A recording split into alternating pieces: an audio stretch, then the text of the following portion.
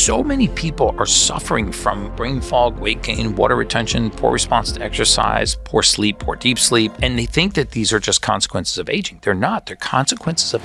Gary Brecka is a human biologist. To say that this guy has changed my life is the understatement of the century. I will add 7 years to the lifespan and the health span of every person in this room.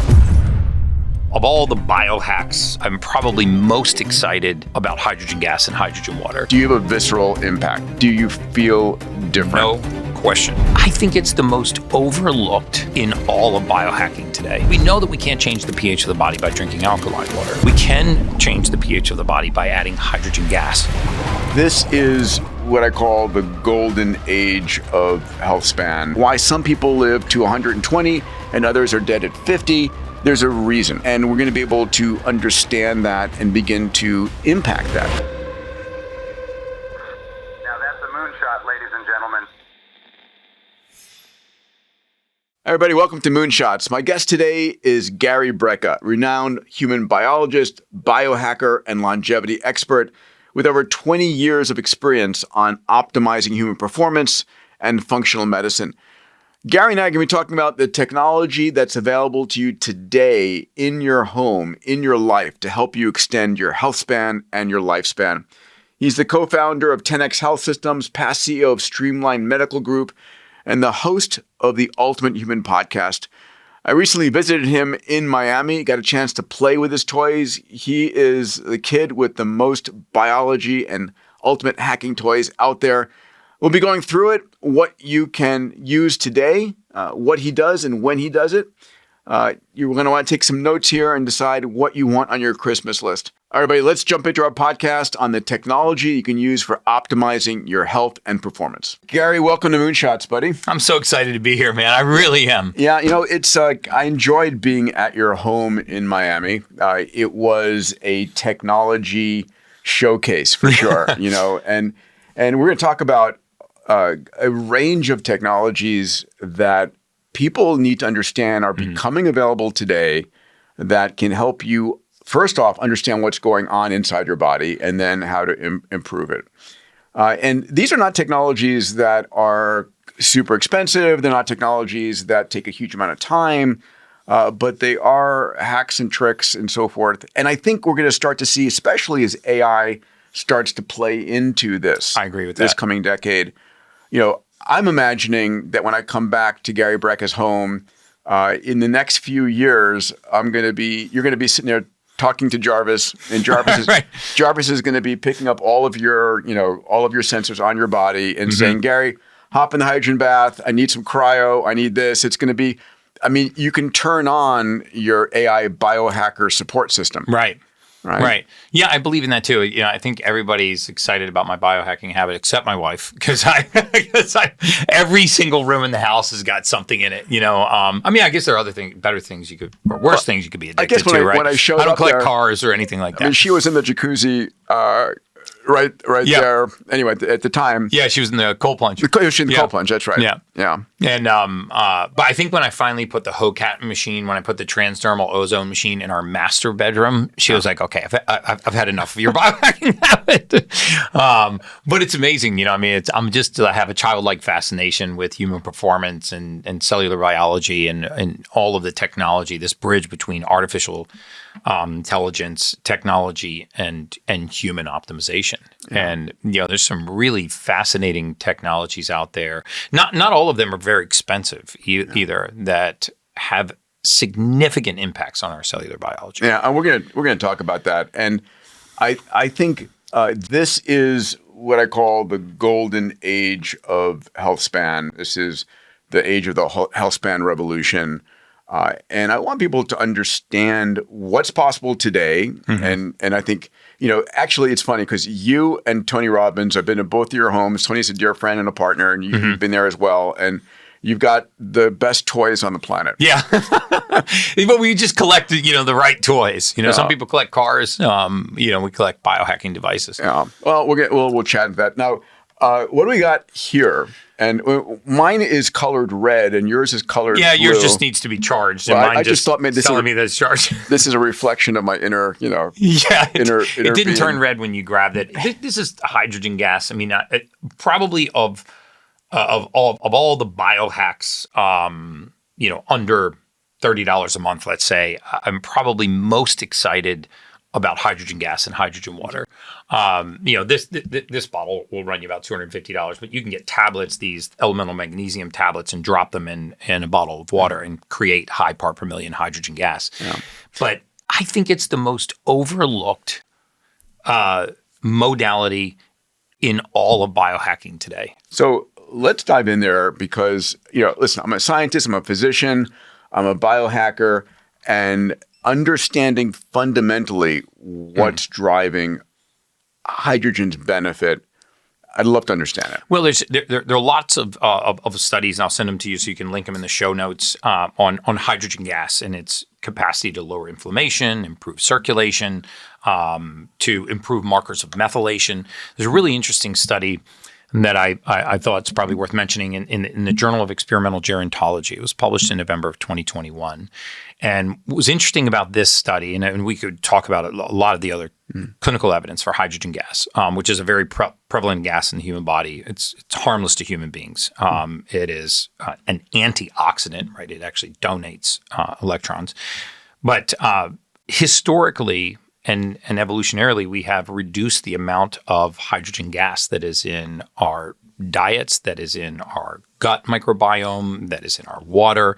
Most of our water is very still now. If you scooped water out of a running stream, you'd find high part per million hydrogen versus bottled water, which is going to be more stagnant. Most of the time it's been sitting for about 2 years. It's a really interesting thing you could do it even at home. You can order off of Amazon for a couple of bucks. You can order something called an ORP meter, oxidative reduction potential.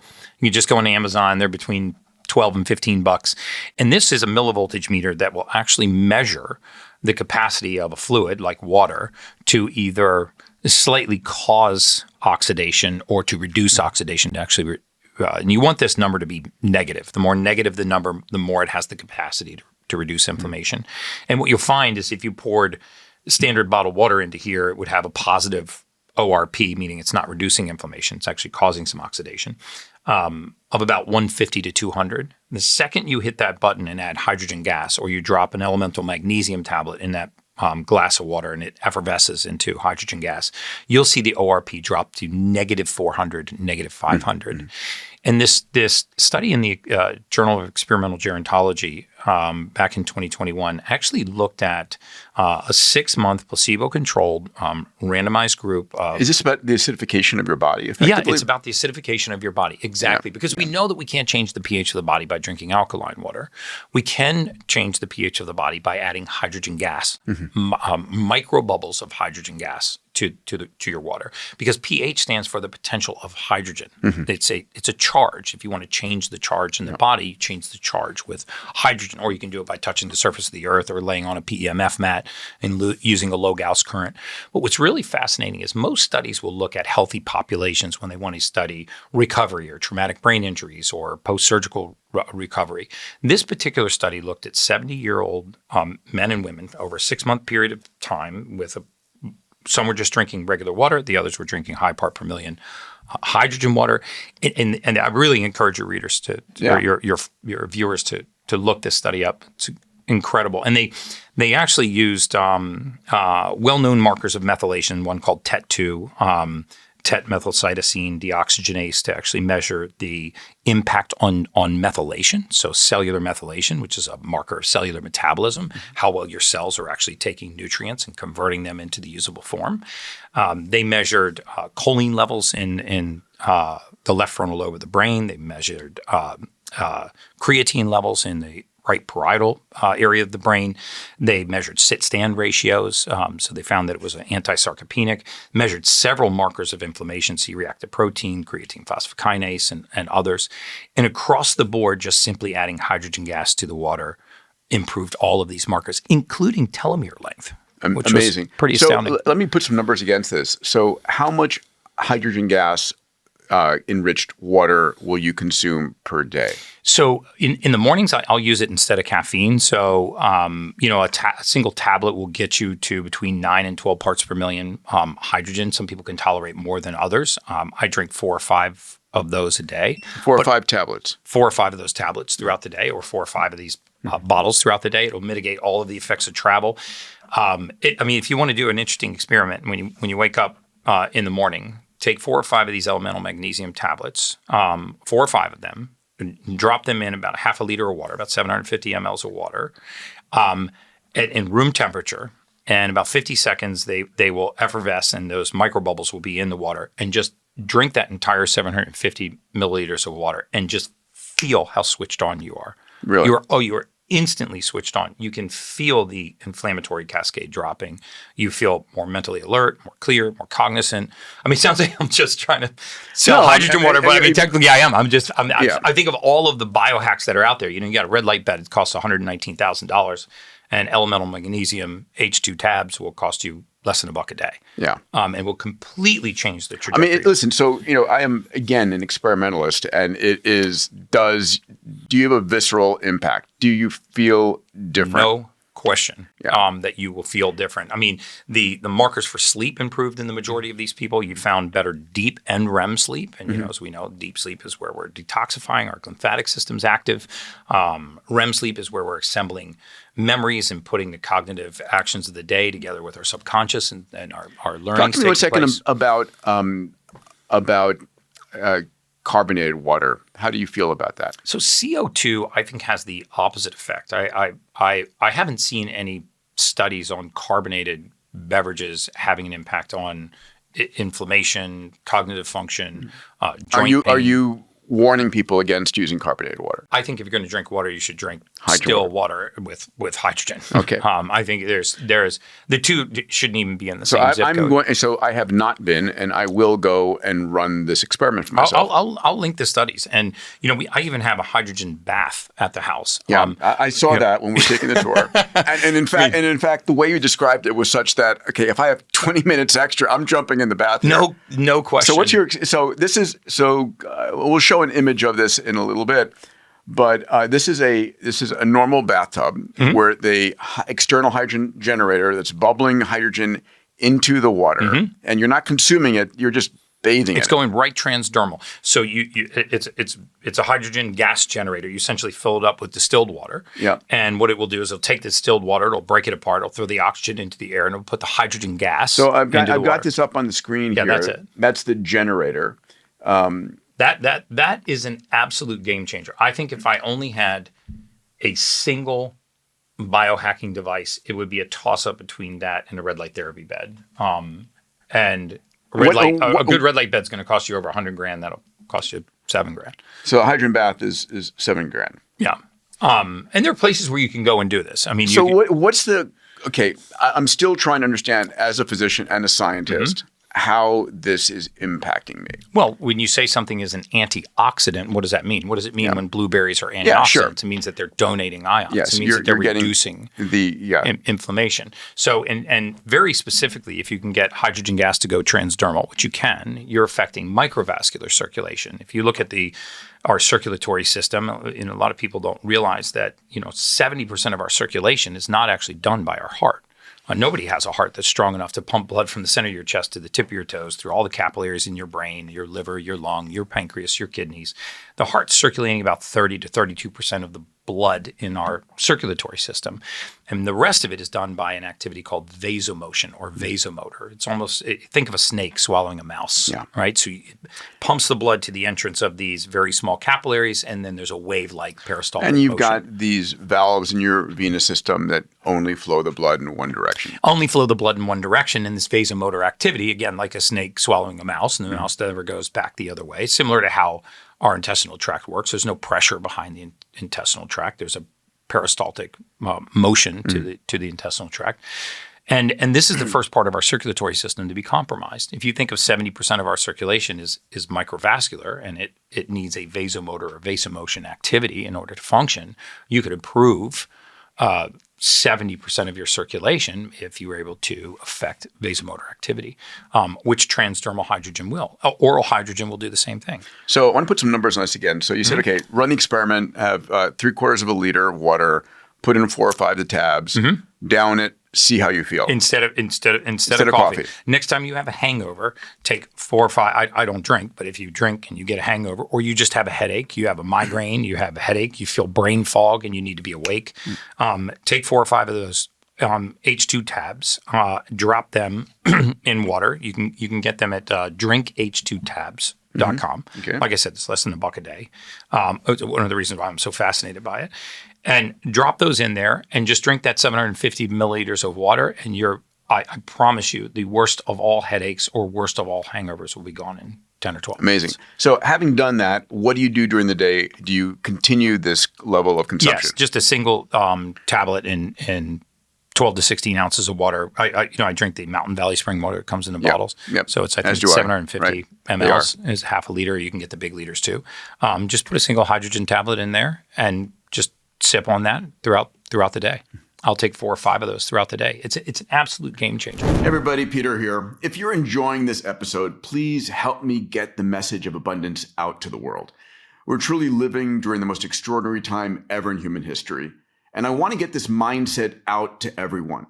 Please subscribe and follow wherever you get your podcasts, and turn on notifications so we can let you know when the next episode is being dropped. All right, back to our episode. Let's go back to the bath 1 second. And again, the technology is pretty direct and pretty simple. It's bubbling in.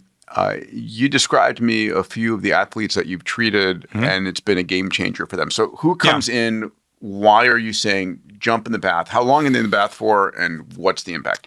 So you're one that's in the public domain recently, is John Jones. When he was preparing for his fight, I think he fought on November 16th of last year, was his last heavyweight fight. He was intending to retire initially after that fight. I sat next to him at a UFC fight in the Sphere, and he leaned over and he put his hand on my leg. He grabbed my leg. I was like, "Oh God, you do whatever you want, bro." and he literally looks me in the eye and he goes, "You're a man of God, aren't you?" And I said, "Yeah, I am." And he said, "I feel like God put you in my life at this moment. I really need to talk to you." And and he's put this out in the public domain. And when I spoke to him, he said, "Listen, for the last 12 or 15 years, I just wake up every morning in excruciating pain." I mean, he's a Division I wrestler. He was, Muay Thai, obviously. He beat up his body a lot. He beat up his body. He's the greatest heavyweight, maybe one of the greatest fighters, according to Dana White, to ever live. I believe that. And he's an absolute gem of a human being. He's an absolute gem of a human being. But so a few weeks later, I flew out to his fight camp. And when he told me about how sore and achy all of his joints were, and he was having a slow time recovering, and it was taking him a long time from waking in the morning till he could start to train.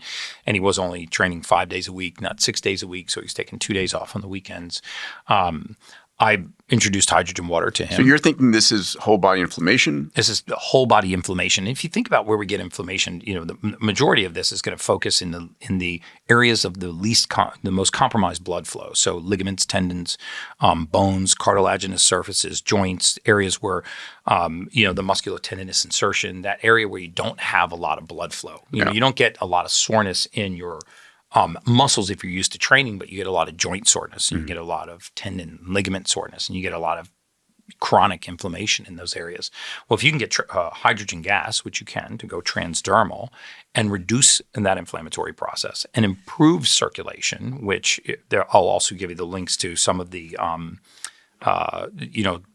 grade 1, grade 2 sprain strain injuries that they treat with hydrogen water versus the RICE protocol, the rest, ice, compress, and elevate. And how hands down transdermal hydrogen was more effective than ice and compression and elevation. But long story short, John texted me a few weeks later and he's like, "Man, I can't believe that I'm waking up not in pain. Pain-free. I'm adding a 6th day to my training schedule." And of course, he went and dominated his fight, which I take no credit for. And he's announced that he's going to continue fighting. And I gave one to Michael Chandler for his last fight. I've given these hydrogen baths to a ton of people. My parents get in it every single day. Both my mother had bilateral knee. So this is the equivalent of the Cure, sort of bathing in the. I mean, it sounds like a show. I'm so high on hydrogen gas. Okay, so talk nobody's talking about it. All right, so someone who has a high inflammatory load, and you can measure that, and the technology is there. And, Absolutely. How often are they, and how long are they bathing in this? 25 minutes once a day. So my wife, Sage, has an L5S1 fusion. Shortly before we met, a little over 10 years ago, she was in a really bad car accident. Ended up dislodging her L5S1 disc. It degenerated, and she had to have a fusion. So they went in through an anterior approach, took the disc out, put a spacer in, cadaver bone. Ever since then, she's had, low back pain, radiculopathy, all of the usual byproducts of L5S1 fusion. If she gets in the hydrogen bath for 25 minutes before she goes to bed, she sleeps entirely through the night, pain-free. If she doesn't, often she's waking up, in the middle of the night and having to go stretch or walk around or move it and then get back into bed. So, I think these modalities where you can replace things like methotrexate and methylprednisone and prednisone and anti-inflammatories and corticosteroids. That stuff is poison. It's so poison. I mean, initially it has an anti-inflammatory response, but it will eat the joint like a termite. Yeah. No, it will solve your problem in the near term and cause you many more in the long term. I mean, I think cortisone injections probably ended more careers in professional sports earlier than they should have, than maybe any other interventive therapy. I want to jump into something that is you're passionate about and is fundamental, which is methylation. Just if you would take us from there. I think methylation is. So what is methylation? So methylation, also called one-carbon metabolism, is essentially, the best way I can describe it is it's the process that the human body goes through to take all of the nutrients that enter our body. First, we have to understand that there's not a single compound known to mankind. No vitamin, mineral, amino acid, fluid, protein, carbohydrate, fat, nothing that we put into the human body that is used in the format that we put it in. Most of us know that we actually don't eat to fuel our cells. We eat to feed our bacteria, and our bacteria eat to feed us, right? So there's an intermediary between our food and our just to comment on that, right? Because it's so important. The bacteria in your microbiome determine how foods are digested, how medicines are digested. If you've got the wrong how much bacteria, methane, how much exactly. It really is everything. You are a collection of 40 trillion human cells and like 100 trillion bacterial cells, right? So companies like Viome and others help you understand how these bacteria are metabolizing what you eat in the drugs and what works for you. I'm a huge fan of Viome, and ultimately they are having a positive impact on methylation. That's one of the mechanisms that the outcomes of that test impact. And so if you for example, we take in folate or folic acid, and this goes through a series of enzymatic reductions, and it eventually becomes something called methylfolate or 5-methylfolate, which is the active form. So I'm going to steal one of your hydrogen tablets while we're here. You can throw it in because my battery's dead on this. And, it is? Yeah. By the way, just for folks, a methyl group is a carbon with three hydrogens, right? Yeah. And just to connect it back to our space cadets, when people are talking about when Starship is going to land on Mars, it's being fueled by liquid oxygen and methane, which is a carbon and 4 hydrogens. So, what's incredible is in microbiology or in chemistry, the difference between the molecular impact of a compound by simply attaching or detaching a methyl group is night and day. It's everything. So neurotransmitters are activated and deactivated. We downregulate neurotransmitters. For example, catecholamines, fight or flight neurotransmitters. There are genetic mutations that don't allow people to metabolize, to break down these neurotransmitters. And let me just back up. I want to touch on that because it's an important subject. But This process of methylation, or one-carbon metabolism, is the process that our body goes to take something from the non-usable form and convert it into the usable form. So, for example, if you ingest folic acid is useless. It does not prevent neural tube defects. It doesn't have any other positive effects in the body. In fact, folic acid is a man-made compound. You can't find it anywhere on the surface of the earth. It does not exist naturally in nature. Folate does, but folic acid doesn't. But regardless, folic acid and folate follow the same enzymatic pathway until they reach one of the primary genes of methylation called the MTHFR gene mutation. The infamous motherfucker gene. Yes, Can we say motherfucker on the podcast? We can. And understanding your genome and understanding what your MHFTR. 44% of your listeners have that gene mutation. Yeah, it's a problem. It is a huge problem. And the consequences meaning you're of not this, properly methylating in your body. you're not properly methylating. So this is one of the main genes of methylation. So our methylation genes will say, okay, we pull crude oil out of the ground. Right, but you can't put crude oil into your gas tank, and the reason why you can't is because the car doesn't understand that fuel source. Yeah. If you can refine crude oil into gasoline, now the car can accept that as a fuel source. The human body is no different. Our cellular biology does not use folic acid, doesn't use folate. It uses the form of folic acid and folate that it is methylated into through the process of methylation, which is why if you look at this gene mutation, the MTHFR gene mutation, which is probably the most common gene mutation in the world. I mean, it's estimated between 44 and 62% of the population has this. It doesn't sound like a big deal to not be able to convert folic acid into methylfolate until you realize that folic acid is the most prevalent nutrient in the human diet. Right? In the United States, all of our grains, all white flour, bread, pasta, cereals, grains of any kind are sprayed with folic acid. We call it fortified or enriched. Yes. So fortified or enriched foods are sprayed with the chemical folic acid. So what happens if you put fortified or enriched foods into the body of somebody who can't process it? Well, now they go nuts. So if you look at history of postpartum depression, which for the record can begin during pregnancy, most of the women that get postpartum depression have the MTHFR gene mutation. They're told by their doctor to take high doses of folic acid, 1,500, 1,800% of the daily allowance of folic acid. To overcome the fact that they're not methylating. And yes, and this makes it worse. Yes. And now all of a sudden, because I haven't seen any RCTs, randomized clinical trials, linking elevated levels of pregnancy hormones to postpartum depression, but we will still blame pregnancy on postpartum depression, and we should be blaming it on the high ingestion of folic acid. Now, if we gave those women methylfolate, if they took a methylated prenatal vitamin, their incidence of postpartum depression would collapse. Yeah. It's not the rise in estrogen, going from in the 400s during their normal menstrual cycle to going into the 4000s like you see when they get pregnant. That's perfectly normal. For estrogen to go up by 10 times, bind water in the interstitial space, swell the uterine wall, increase the laxity of the pelvic girdle, all those things that need to happen during pregnancy. But then you take 1,500 to 1,800% of the daily allowance of folic acid because your OBGYN tells you to do that.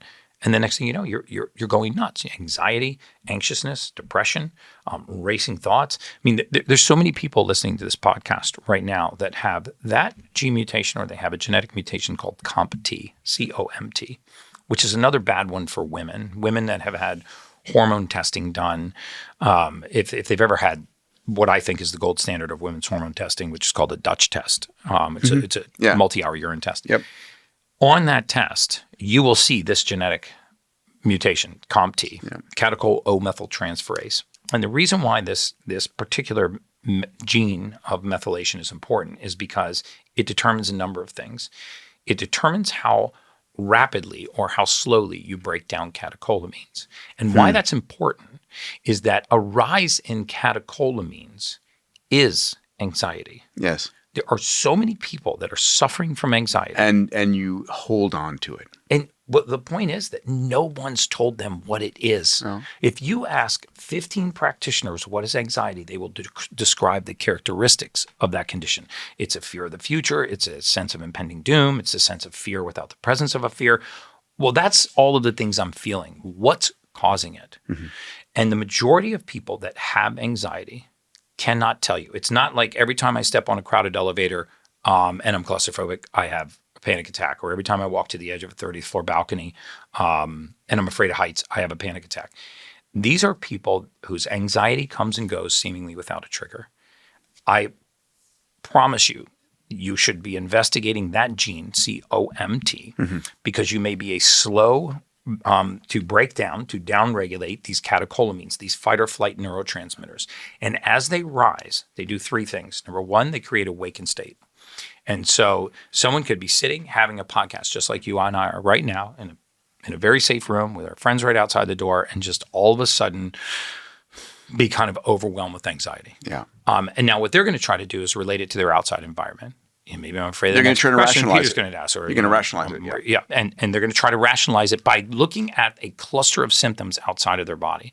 The truth is, if they understood that it's a rise in catecholamines, they could start to take methylated vitamins, the complex of B vitamins, methylcobalamin, methylfolate, sometimes SAMe, S-adenosylmethionine, over-the-counter vitamins and nutrients that would then allow them to begin to methylate these neurotransmitters and downregulate them and calm that down. I mean, what I get so excited about is this knowledge. This is William Gibson who said, the future is here. It's just not evenly distributed.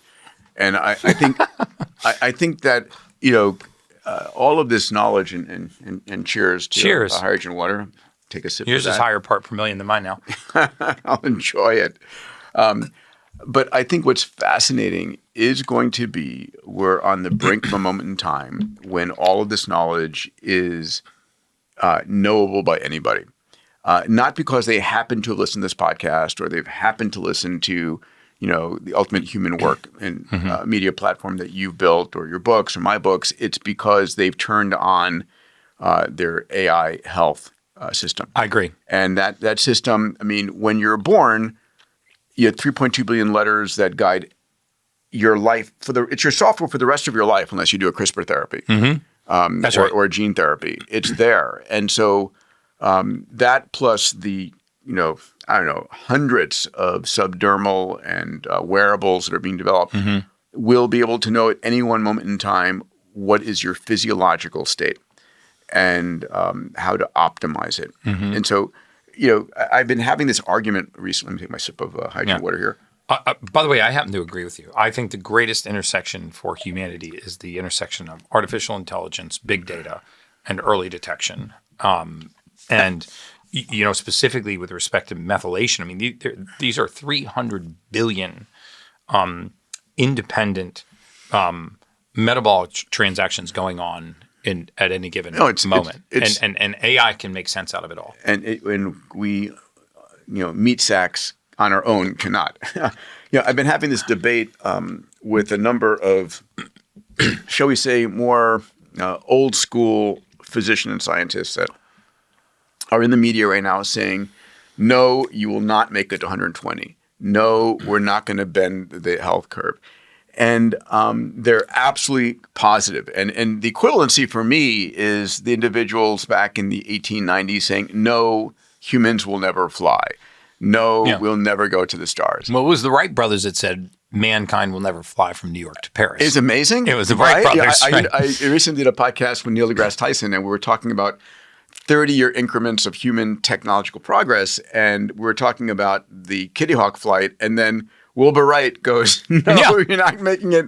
You'll never make it to Paris. And then the other thing that Neil said was, oh, by the way, the first real commercial aircraft was the Boeing 707 with conversion. It was the conversion, I think, of the KC-135. And the length of the... Oh, that's right, the wingspan. The wingspan, the 707, was greater than the length of the first Kitty Hawk flight. Exactly. Which is crazy. Yeah.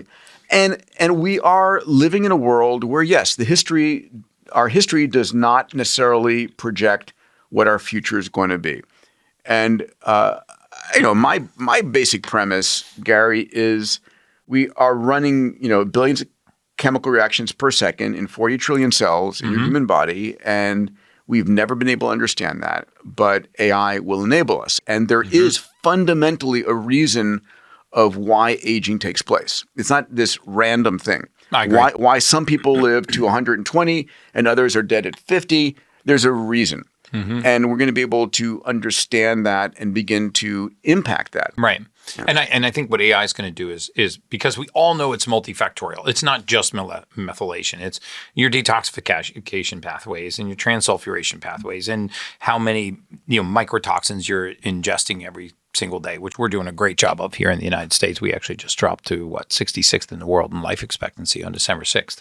66th in the world. We're below some sub-Saharan South African nations that don't have clean water and sanitation. And guess what? We're number one in healthcare costs. We're healthcare spending. Yeah. Spending, yes. Yeah, healthcare spending. And we only really lead the world in 7 things, and it's morbid obesity, type 2 diabetes, multiple chronic disease in a single biome.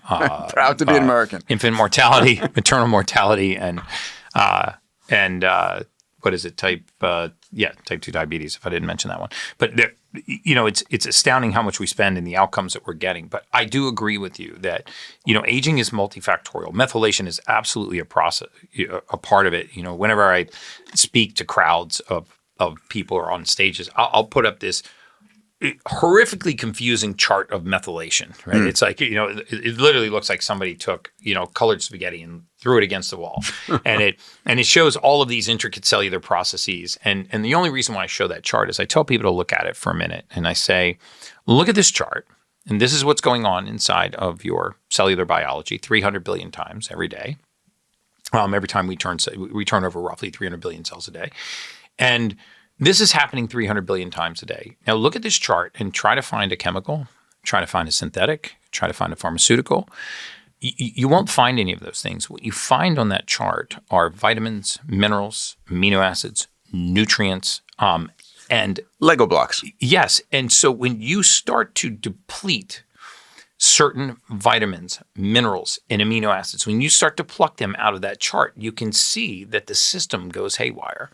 And so many people are suffering from what they think are the consequences of aging: brain fog, weight gain, water retention, poor response to exercise, poor sleep, poor deep sleep, all kinds of hormonal imbalance. And they think that these are just consequences of aging. They're not. They're consequences of missing raw material.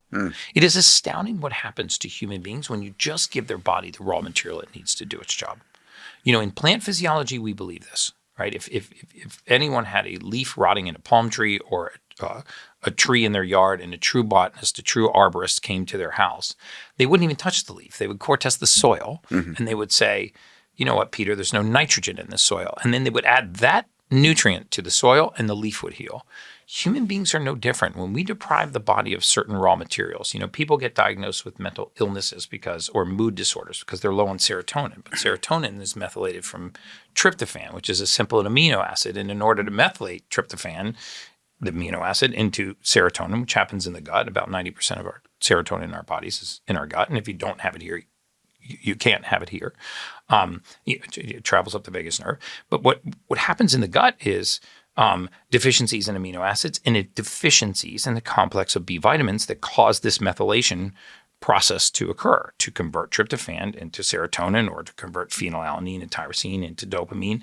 And once you have deficiencies in these neurotransmitters, now you can't assemble moods and emotional states that require these neurotransmitters. So you get told that you have a mood disorder or you have a mental illness. Yep. And now you're down the bandwagon of chemicals or synthetics to reduce certain synaptic uptakes of neurotransmitters when really you have deficiencies that are born out of a lack of nutrients. That's why I'm so fascinated by methylation. Yeah.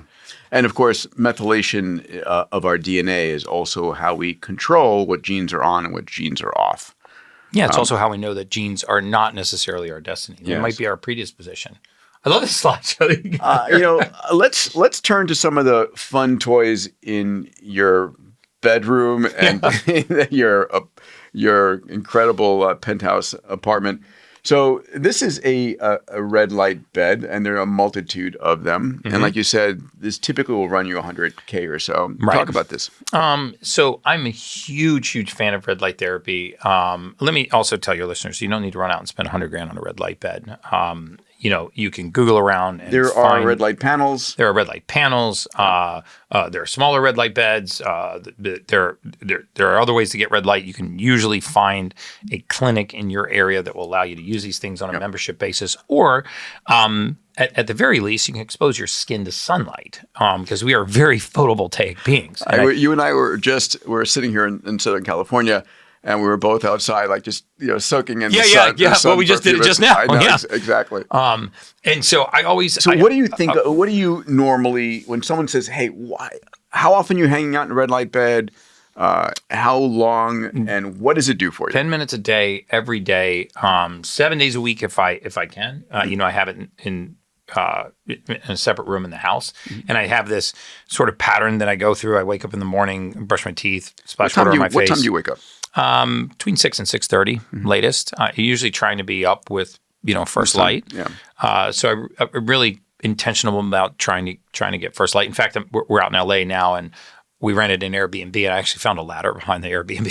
So I put it up over there are 3 roofs on this house, and I put it up on the low roof, and I climbed up on that, and then got on the second one, then got on the third one, and I did my breath work up there on the rooftop in the morning because it's nice and cool here. It's like in the high 40s. Yeah. So I just took my shirt off and did some breath work up there, but exposing your skin to sunlight is I don't want to say the poor man's red light, but it is the best way to get light therapy. But red light does a number of things.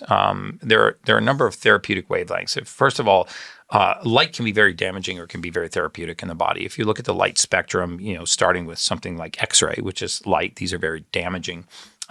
Moving to UVA, UVB, which are the damaging rays from the sun that cause skin cancer. And then there's a very narrow spectrum of light, very, very narrow spectrum of light, which is the visible light spectrum, the reds, the orange, yellow, green, blue, indigo, and violet. Yes. And then you get Roy G. Biv. Yeah, Roy G. Biv. I remember that still from biology. That's what I was playing in my head. Yes. Roy G. Biv. And then after that, you get to infrared and near infrared. And what happens in these wavelengths from red to infrared and this near infrared is that when these wavelengths of light pass through the body, one of the most powerful things that red light does is it goes into your mitochondria and it kicks out a gas called mitochondrial nitric oxide. And so it kicks out nitric oxide and it forces oxygen to dock. So there is a part of the Krebs cycle inside of the mitochondria where oxygen docks called cytochrome C oxidase. And you want to think of cytochrome C oxidase as a one-armed man. He can either shake hands with nitric oxide or he can shake hands with oxygen, but he can't do both. If you can get cytochrome C oxidase to bind to oxygen, you can upstage the mitochondria. You can improve its production of adenosine triphosphate, the ATP. We know that aerobic respiration yields 36 ATP. We know that anaerobic respiration yields 2 ATP. So an ATP is what really powers human beings. Take me back to 7th grade and to medical It's school. It's all about the mitochondria. So not to get overcomplicated, but what red light will do is it will kick out this gas and force oxygen to dock. Yeah. So that is already a battery charger for your cellular biology. It literally charges you up like a battery. We also know that certain wavelengths of red light are, these are mostly the visible spectrum of lights because they're very superficial, are excellent for collagen, for elastin, for fibrin. It also, back to the vasomotor circulation and vasomotion, it has a positive impact on both vasomotor and vasomotion. And there are numerous clinical studies in the public literature on PubMed, and I'll have my team link them here, on the improvement of eyesight because it improves microvascular circulation to the back of the eye. There are several cataract studies involving So red light therapy. when you're in a red light bed, do you need to shield your eyes, or are you okay? No, I leave my eyes open because you get these red light beds will have all 4 and sometimes 5 wavelengths. I use one called Lumipod Pro. It's got 45,000 light diodes. It has 5 wavelengths of light. A typical session's 10 minutes. You could do it for 20 minutes. And you're not only improving collagen, elastin, fibrin in your skin, you're improving microvascular circulation, you're reducing inflammation, you're charging up your mitochondria. I mean, I think that and the hydrogen nanobath would be my 2 go-tos. When I'm so I use a red light panel because I'm also got a red light cap on my head for stimulating circulation and hair growth. I'm using a red light oral device as well. I've seen those. It looks like a tongue device. It basically Is that by Neuronic? No, Because Neuronic makes these helmets that actually go transcranial. No, this is both red light and blue light. This is impacting the pathogens in my mouth. Right, I've gotten so focused on oral health. Yeah, right, because people should know your mouth and the bacteria and other pathogens in your mouth are a capillary away from your brain. Yes, and your not heart. too many capillaries away from your heart. Yeah, exactly. And what's interesting is some of the bacteria that create calcification, hydroxyapatite, we find in cavitations in the mouth, but we also find them in calcium in the heart. And I think most people think that these hard plaques, like our bones, are calcium, and they're actually not. They're calcium combined with phosphorus, which is forming something called hydroxyapatite, very similar to what's in our teeth. And in order for that to form, you need something like an osteoblast that creates bone, or you need a bacteria that can combine calcium and phosphorus to form this hydroxyapatite, which you find in cavitations in your mouth. I'm a huge fan of getting, seeing a quality biologic dentist if you've had a root canal. For sure. And getting that cleaned out. Testing your oral microbiome to understand, do you have any of the pathogens there that are really I'm actually dangerous? waiting for a tooth right now, not to be gross, but. Yeah, exactly. See that guy? Yeah. Huh? Wait, waiting for it in what respect? Regrowing it? No, I had a root canal here, and I went to a biologic dentist named Dr. Jigar Gandhi, phenomenal biologic dentist. As far as I'm concerned, he's probably the best in the country. I cracked a tooth one day in the back of my mouth on the other side, and I called him, and I hate the dentist. Yeah, who loves dentists? Honestly. Dentist. Sorry, Dr. Gandhi, but I called him and I said, dude, I've got to come up and see you, man. I cracked this tooth in my mouth. And he goes, take a picture of it. And so I snap a picture of it.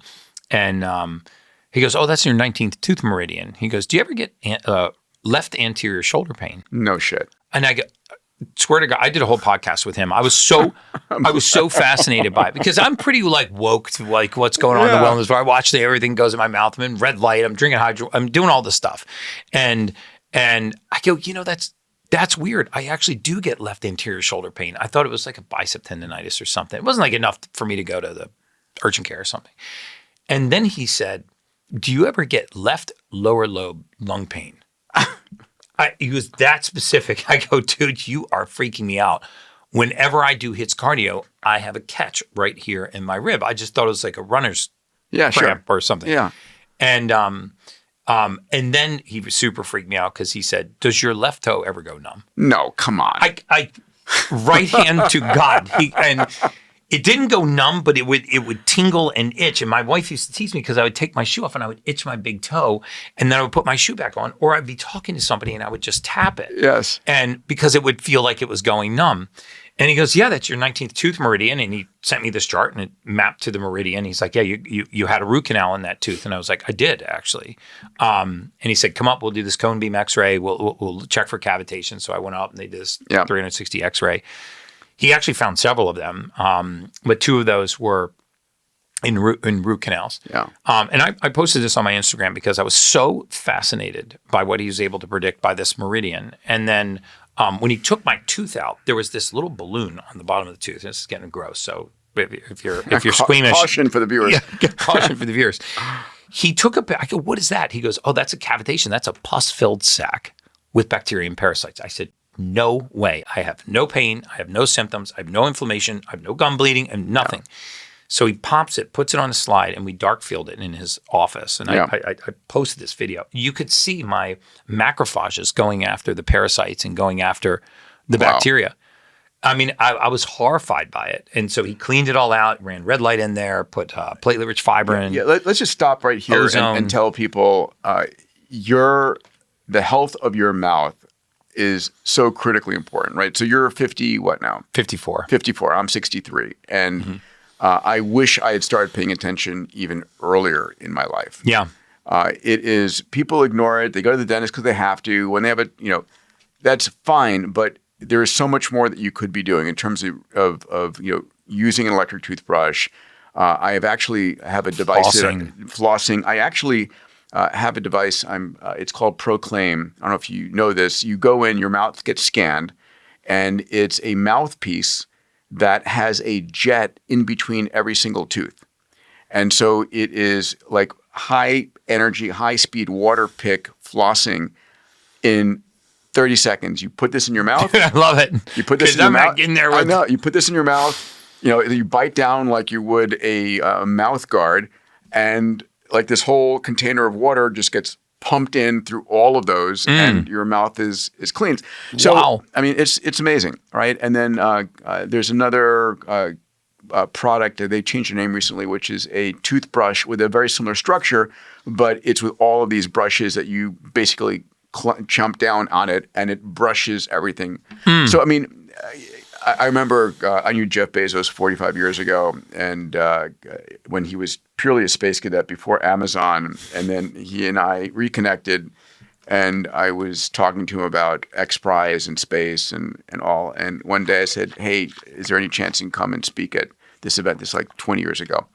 And he goes, "Peter, I'm so short on time. I'm trying to optimize my toothbrushing time." And I said, "Okay, I get that, but this is what you're actually doing. You're able to take those 15 minutes, 10 minutes, and make them much more efficient. The technology's there. Technology is but definitely there. More importantly, going to a biological dentist to check out the flora and fauna on your mouth. Highly recommend it. Yeah. So then this tooth, which I'm waiting on, he also pulled this one, cleaned it out, red light, ozone gas. Yes, ozone gas, exactly. Which is wild. When they take the tooth out, it doesn't even bleed. Huh. And that's a bad sign. And so he runs the ozone gas and the red light and increases the perimeter of the hole until you get fresh red blood.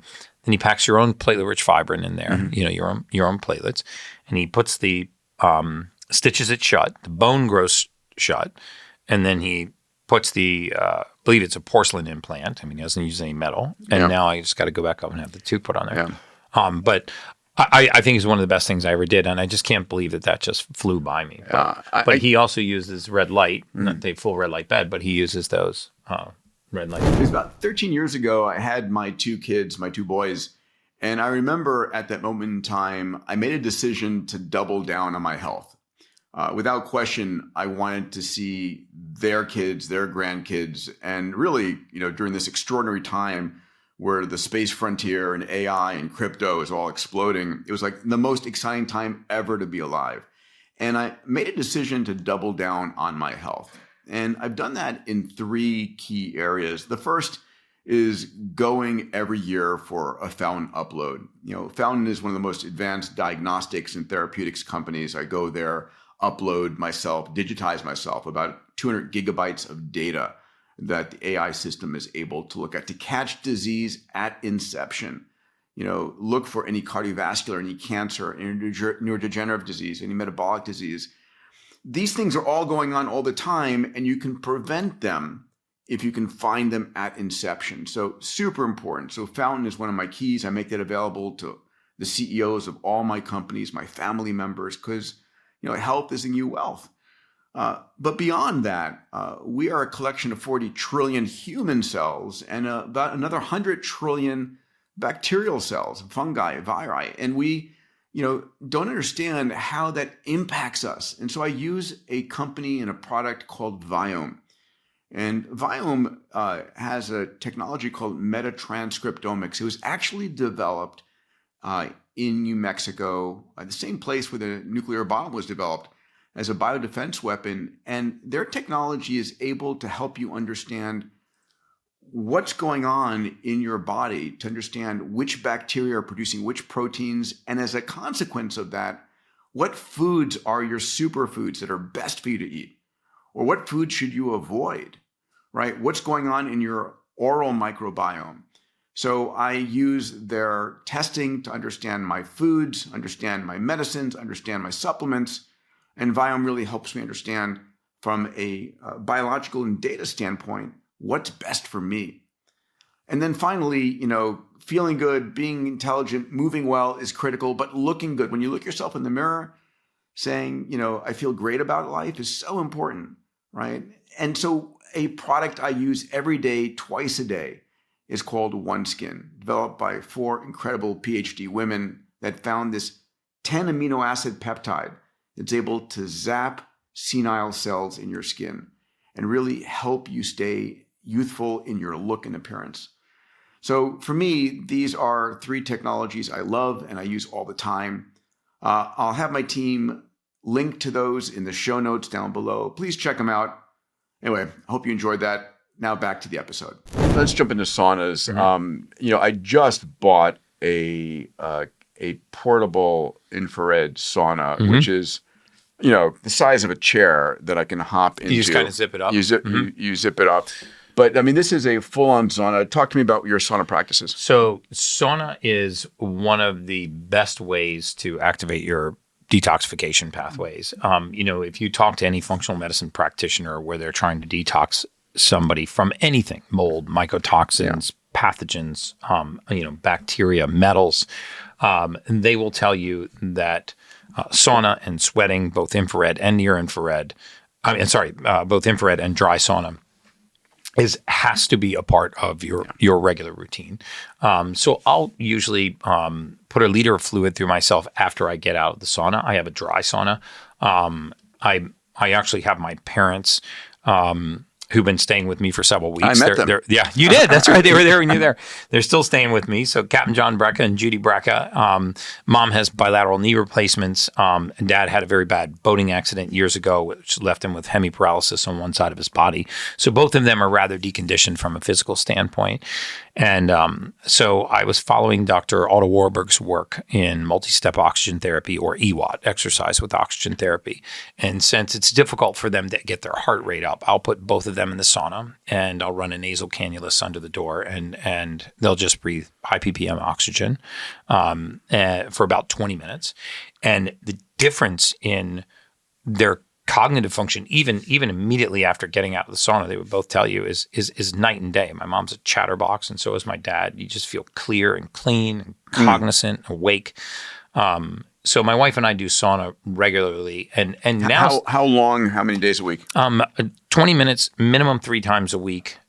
It's just something we really like to do. It's right next to our bathroom, and so she and I will very often end the day in there together, and they'll get out of the sauna, and I'll do just a 20 or 30 second cold plunge, not a long cold plunge, but a 20 or 30 second cold plunge, and I'll dry off.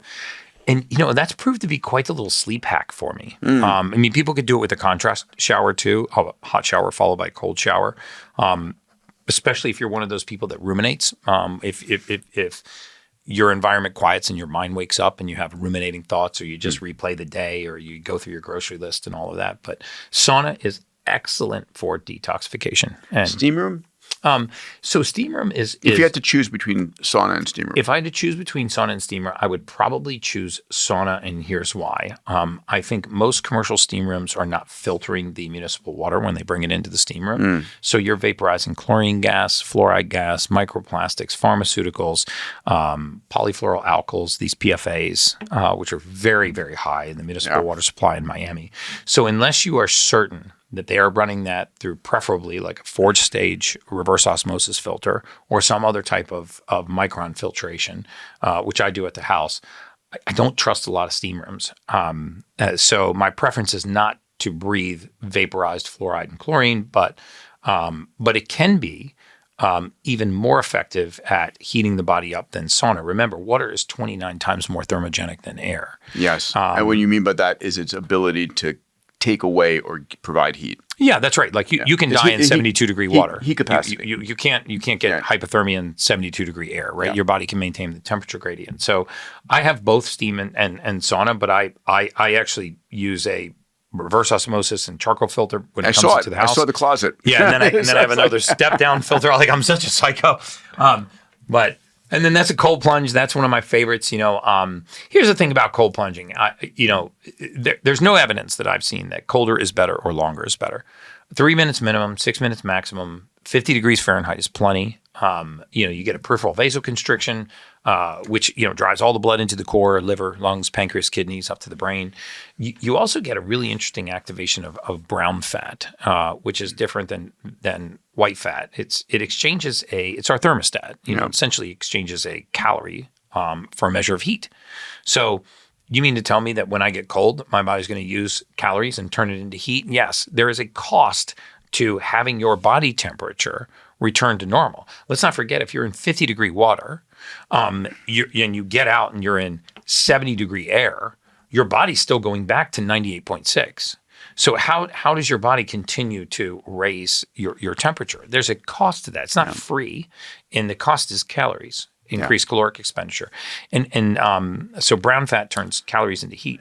And by the way, one of the things that I think is important is the small hacks of increasing your caloric expenditure, right? So I'm going to point out those who are joining us on YouTube here.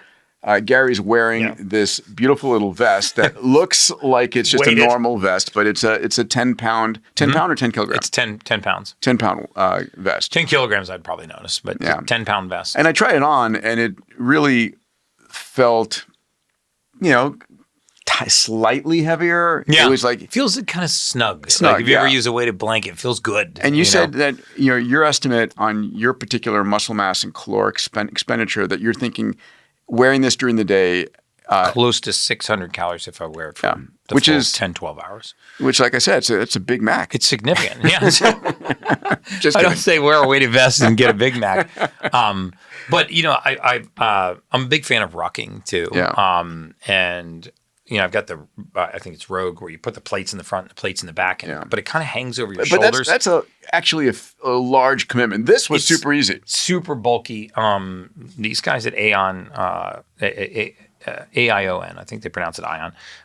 They make these weighted vests that actually zip snug to your body. You can use during workouts, or they make these more decorative ones you can just wear if you're just walking through the airport. And it looks very handsome. When I'm traveling, I'm just trying to biostack things. I'm like, I'm going to be walking anyway. I might as well add weight. Yeah. And by the way, one of the mental hacks here, and I keep on reminding people of this, is it's like take the stairs instead of the escalator. Mm-hmm. If you need to park, if you're having a difficulty finding a parking spot, park 2 blocks or 3 blocks away, and think of it as free exercise. You're not paying a trainer to give you. Yeah. Just those little. Yeah, my wife and I hacks. play that game at the airport. We always try to find the stairs and not the escalator. What's amazing is they have those moving walkways, and they're actually called moving walkways, but people turn them into moving standways. Yeah. And they just get on them and they just sort of ride, and they get off and walk 4 feet to the other one. Lazy bastards, all of us. I actually love a good walk in the airport before I get on a plane. No, absolutely. And so I will not go on the moving walkways. Yeah, I will actually try and keep up with everybody by walking faster on the side. Yeah. So cold plunge, you said something interesting a second ago, which is it doesn't have to be that cold. It doesn't have to be that long. So if colder's not better, longer's not better. I mean, I see if you're in the shower, in my typical practice, because I don't have a cold plunge. I thought you just saw one out there. Yeah, well, I do, but this is I'm not always around here it, at the studio, but there's a sauna, a cold plunge right there. But I will, take my hot shower and then for the last 60 seconds, take it to as cold as possible. Absolutely. That's the other thing. I mean, again, all these modalities are great, but people can take Tupperware containers, freeze large blocks of ice in their freezer, throw them in their bathtub. It's good for about 3 days. If you cut a couple of these big blocks, your water will stay cold for 3 days. And it's a great way to make a cold plunge because, even if you're just buying ice from 7-Eleven, eventually that adds up. So you can freeze. That's a great hack. Yeah, you freeze these and you drop them in. Just like I said, you can access a lot of these modalities. Sunlight, grounding, breath work. Cold plunge for little or next to nothing. Yeah. But the other thing that I was about to mention was the release of something called cold shock proteins, which are specialized proteins released from your liver. There's a lot of research now looking at cold shock proteins and a lot of these benefits. And there's a few in particular, Lin-28A and Lin, capital Lin 28B, which are implicated in the improvement of insulin resistance. So making you more sensitive to insulin. They scour the body of free radical oxidation.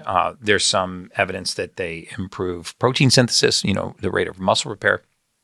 And so just think in 3 minutes, you get a dopamine spike, a peripheral vasoconstriction, an activation of brown fat, and a release of cold shock proteins.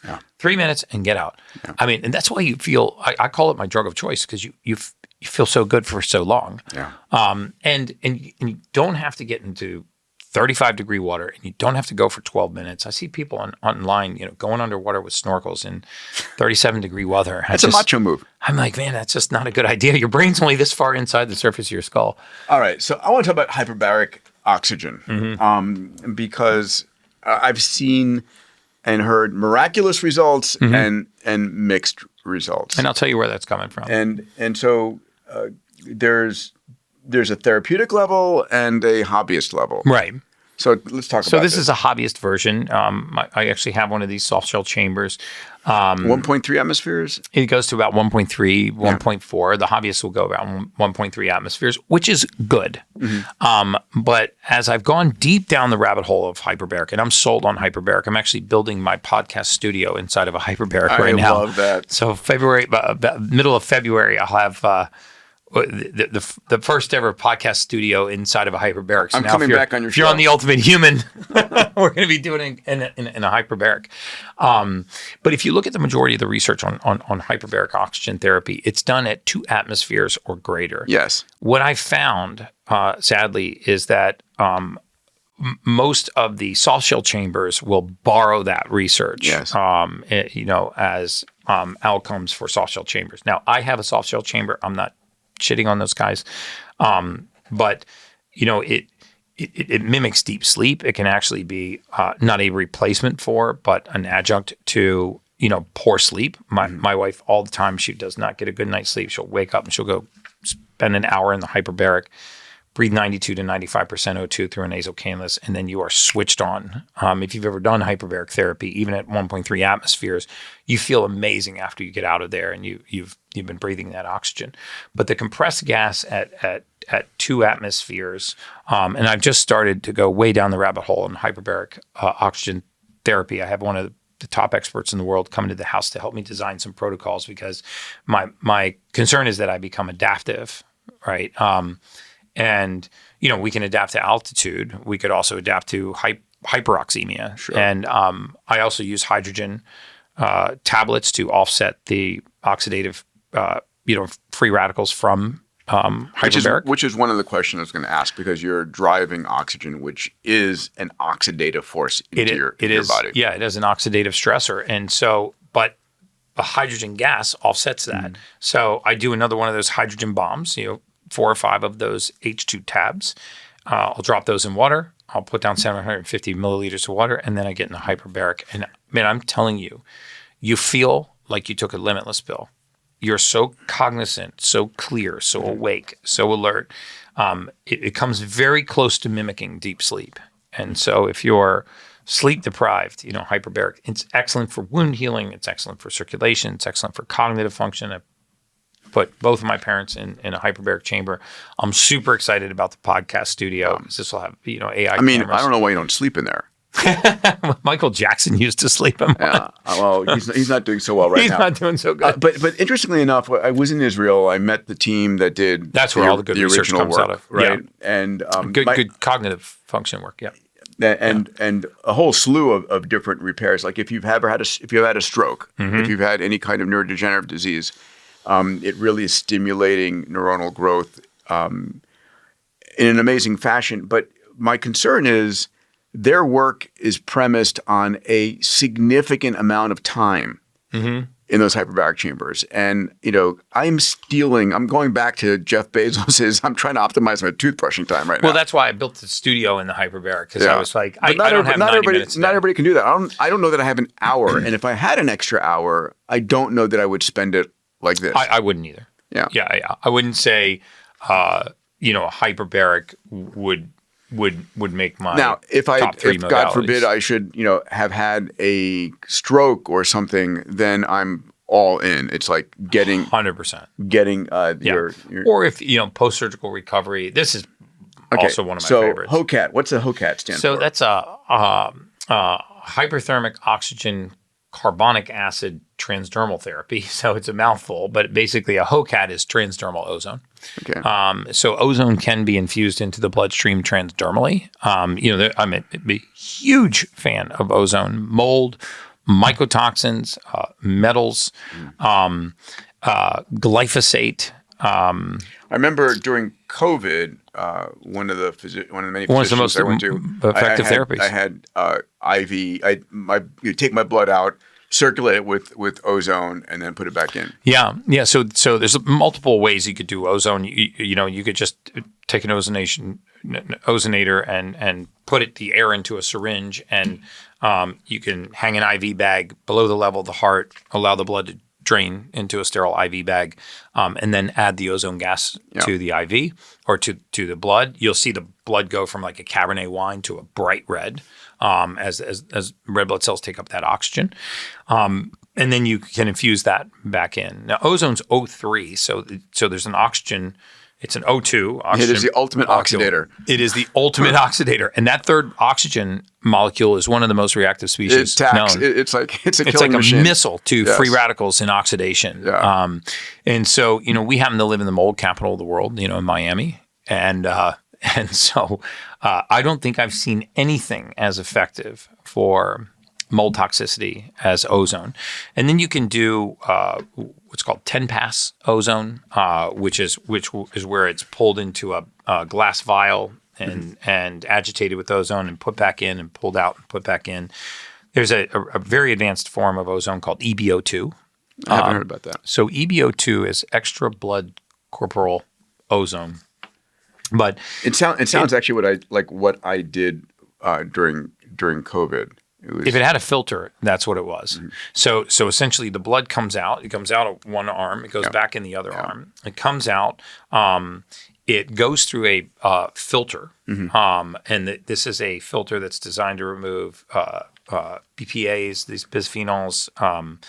It will remove mold, spores, mycotoxins. It will also remove metals. It'll remove microplastics and glyphosate. And as it passes through the filter, it's also ozonated, and the ozone gas is added to that, and then it's circulated around and comes back in. Sometimes they also pass it through a light filter. But so EBO2 is probably, in my opinion, the most advanced. If you have a mold, mycotoxin, metals, something like that, and you can't get down to you wanted to do like an Xterra blood filter, then EBO2 is a great choice. That machine, the previous one you were showing, will actually.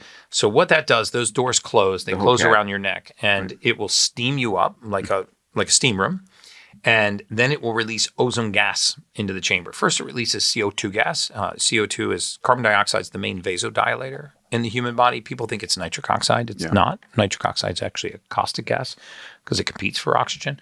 I wouldn't take any kind of nitric oxide supplement on purpose. But the reason why we get vascular during exercise— You wouldn't do nitric oxide tablets for increasing NO2 in your vascular system? No, never on purpose. There's a great book called The Ultimate Guide to Methylene Blue. He goes deep down the rabbit hole of nitric oxide as an oxidative free radical, and then also its implication in all kinds of neuropathic disorders, including Alzheimer's, early onset dementia, cognitive decline, autism, all learning disabilities. The nitric oxide will compete with cytochrome C oxidase for oxygen, and so anytime we are depriving the mitochondria of oxygen, it's a bad thing. We in fact, when you do red light, you release the nitric oxide, which will go into the vascular wall and cause we say vasodilation. It's really a vasorelaxation effect in the arterial wall. So you do get some increased circulation, but you also get the benefit of the oxygen. But this has also Rife frequency in it. So you put your feet on Rife frequency plates, and you can select different modalities. So you could select, thyroid, immune system, adenoids, what have you. But it runs carbon dioxide to dilate the blood vessels and dilate your pores, and then it will run transdermal ozone. And that goes right transdermal, right into the bloodstream. And I'm telling you, that will shift you from a sympathetic to a parasympathetic state like nothing you've ever done in your life. You are so relaxed and zen getting out of that thing. That's great. All right, we got the Balancer Pro here. And those are just very expensive compression gear, but they work. Okay, so this is a vascular muscular compression. Yeah, so this is mainly lymphatic compression. You know, a lot of the compression gear, people think that the more pressure, the better, and that's absolutely not the case with lymphatic circulation. You know, there's no pressure, again, behind the lymphatic system. It's a static system, so it needs muscular contraction in order for it to flow. So it needs motion and activity. So these Balancer Pros, they'll start at your feet, and they'll actually, and very rhythmically and gently, and the pressure will slowly increase. They will push all of the lymphatic fluid up into like toothpaste through. Like toothpaste through a tube. Yeah. All right, PEMF, pulsed electromagnetic field therapy. People swear by it. I swear by it. Yeah. I have one in my bed. So PMS, pulse electromagnetic field. So this is one of those modalities where you can use high frequency PMF, which it can actually cause a muscle contraction and is really good for muscle spasms, muscle soreness, recovering from joint injuries. But as a daily modality, you want to use something called a low Gauss PEMF, GAUS, which is a current measurement. Similar to the surface of the Earth has a low Gauss current. It's a magnetic field measure. Yeah, magnetic field, measure. And does this go under your sheets of your bed? Yeah, so you can put it right under the sheets of your bed. And you pull the sheets over top of it. I have an 8-sleep mattress. It'll blast right through that. And what it will do is it'll just run a low Gauss current through the body, low Gauss field, through the body. And what this low Gauss field does, and you can measure this, you could dark field your blood.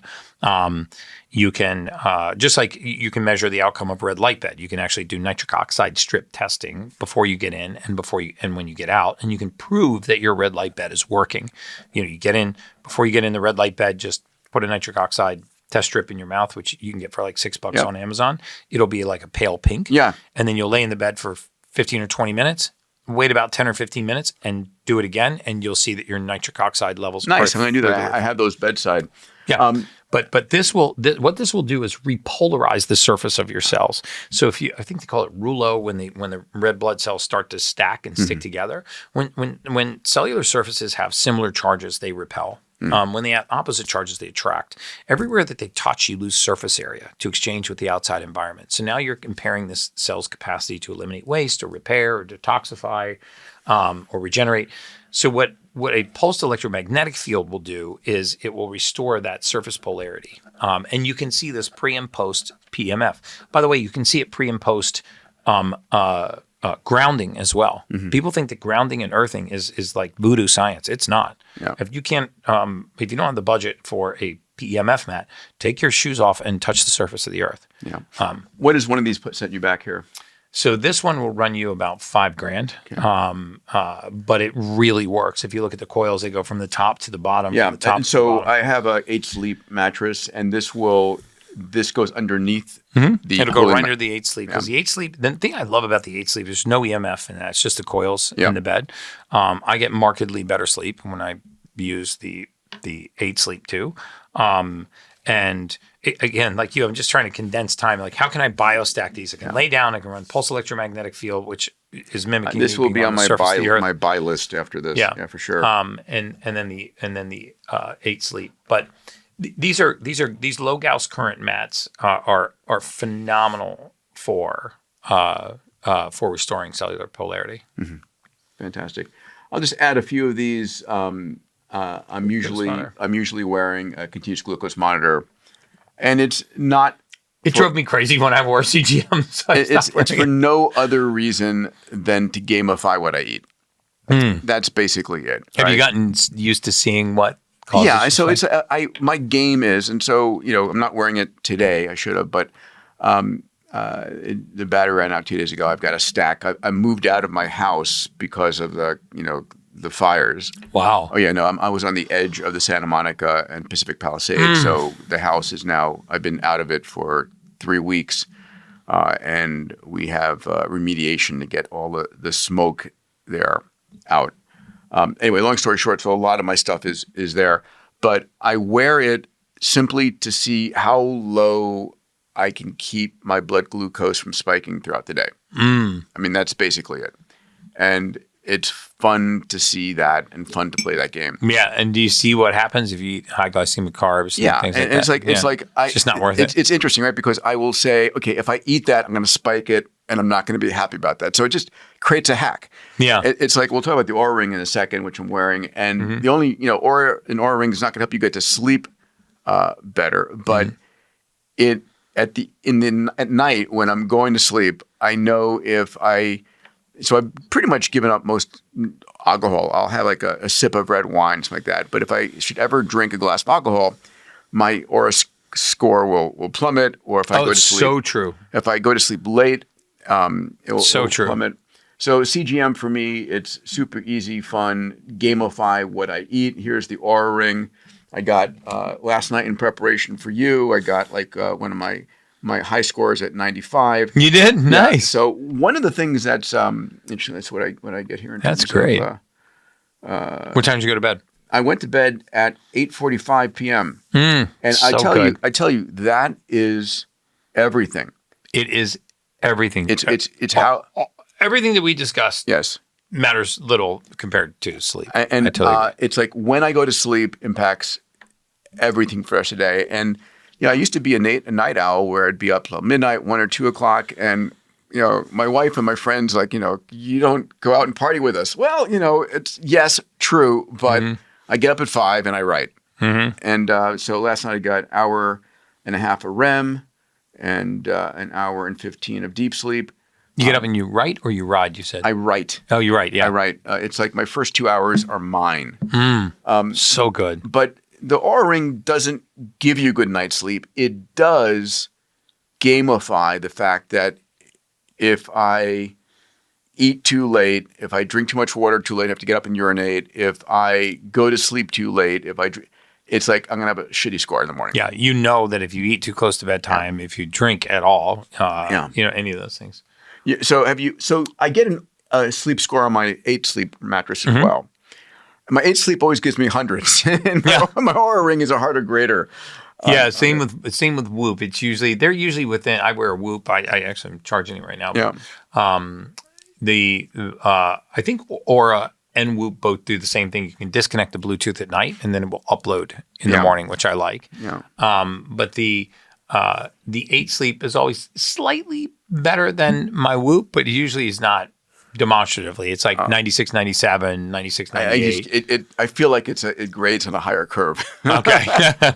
But I was like one of the earliest investors in Oura when it first came out, and the Oura Ring used to be this giant, like scarab-sized thing on your they're finger. beautiful. That's it right there. Yeah, right? I mean, this is the Gen 3 that's out now, but when you think about the amount of integrated electronics and circuitry in there, right, and battery life, it's got 4 or 5 days of battery. It's got a multitude of sensors and lasers and Bluetooth. I mean, it is amazing. It's the beginning of what we're going to see in the wearables revolution. Well, when this integrates with labs, genetic testing, body scans, all of these different modalities, when AI is able to pull all of that into one place. The thing I'm really a fan of wearables for is, Oura, Whoop. These guys can do studies that I think are more important than individual randomized clinical trials, because when you take 6 people or 8 people and you send them to the University of Miami to do a sleep study, and they walk into a sterile room that's like 2 clicks shy of a jail cell, and you put the monitors all over their body and you tell them to go to sleep, versus you get 1,000 people or 5,000 or 10,000 people to opt into a study with Whoop or with Oura, and you're studying them in their own environment or in their own family, sleeping in their own bed and in their own habitual pattern. I think you get better data. You do. It's amazing, and I've got eventually there'll be implantables. I've got if you feel this right over here, there's a little glass capsule in there. Oh, you're next level. What is that? Dude, what is going on there? That's my business card. Is it really? Yeah, I've been chipped.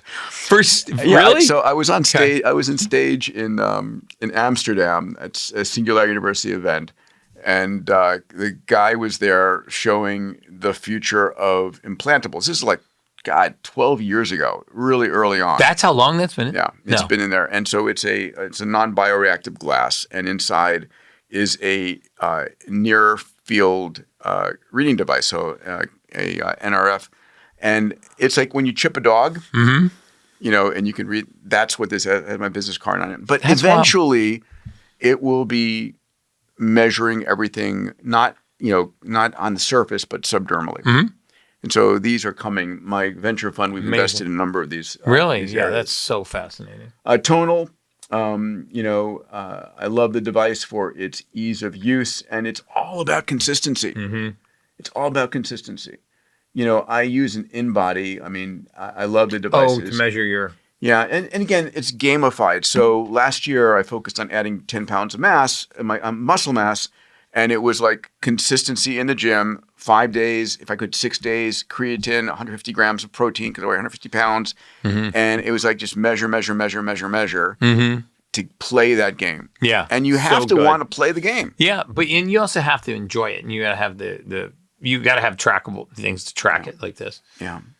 And then I love my my Manta sleep mask. This is I use one there every night. are three versions of it. This is the most advanced version with speakers in it. I actually don't use this one. It's a little bit heavier, but I can't sleep without it. I can't sleep without a sleep mask either. Yeah.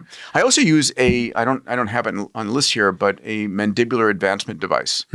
It is a upper and lower device that moves the jaw forward, the mandible, that opens up the airway, keeps me from grinding my teeth.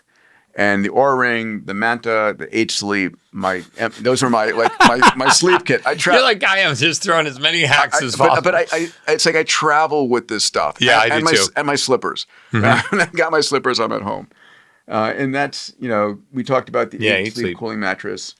And it's really, for me, maintaining that body temperature at, I said I'm fascinated by how much of an impact just slight changes in temperature variation have at holding you into, because I notice I will sleep the same length of time, but my REM and deep scores will not be as much. And when I look back at what the H-Sleep is doing, changing its temperature to hold you in deep sleep, to hold you in REM sleep, I mean, honestly, how it even knows that is wild to me. But it, my Whoop will validate that, as well.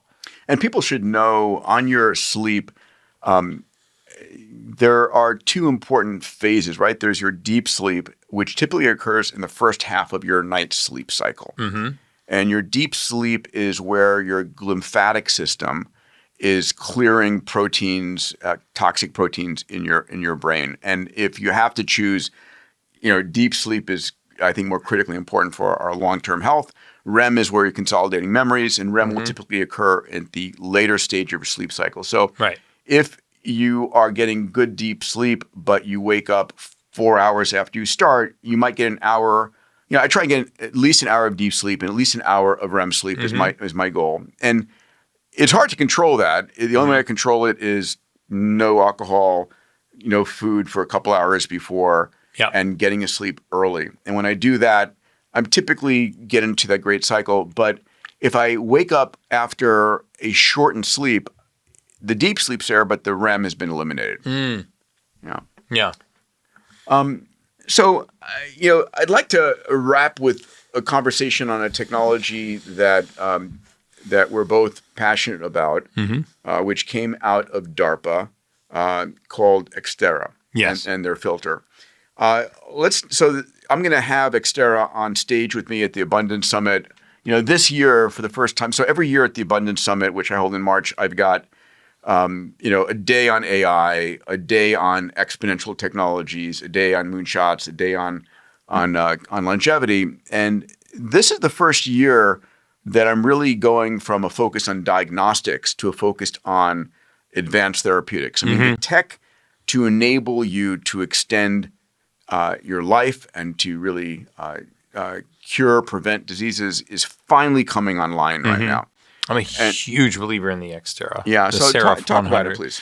So I did a podcast with Dr. Mink Chawla. Yeah, the CMO, the who Chief Medical Officer. Yeah, he's the Chief Medical Officer there, and it's worth a watch if and please, the Ultimate Human podcast. Yeah, the Ultimate Human podcast. Yeah. But so Dr. Chawla is a nephrologist.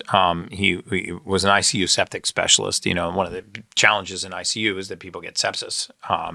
It's pretty common. You're bacteria in your blood. Bacteria in your blood. Very painful, very dangerous. Very dangerous. I mean, it's sometimes not painful because you're not conscious, but you know, but very, very dangerous nonetheless. And a part of what happens is can shut your kidneys down. So he was a nephrologist. So obviously he's been studying how the blood is filtered throughout his entire career. He's also published some unearthly amount of peer-reviewed studies. It's well in excess of 100. And he's a sweetheart guy. He's a sweetheart of a guy. I mean, he's literally one of my favorite humans, and I've been talking to him about spike protein detox. But and so this filtration system that he's co-developed has not just filters, which most filters are filter based on size, right? So a filter will be a step-down filter. It will have progressively decreasing size pores that things can get through. Yeah, exactly. And so you're filtering things out by size. But when you're filtering the blood, and you're filtering it by size, like you want to get down to the size of the micron size of a virus. Well, now you're going to take platelets and you're going to take all kinds of growth factors. You're going to take all kinds of useful stuff, useful things out of the bloodstream. So what you'd prefer to do is creating a binding affinity. Yeah. And if you could, selectively create an affinity that attracted things like viruses, mycotoxins, circulating tumor cells, which is fascinating to me that you can get circulating tumor cells, bisphenols, microplastics, and you could create this binding affinity. And essentially what these heparin binding sites do, aside from increase the surface area inside this filter, is they sort of mimic the wall of the artery, the glycocalyx. The glycocalyx, yes.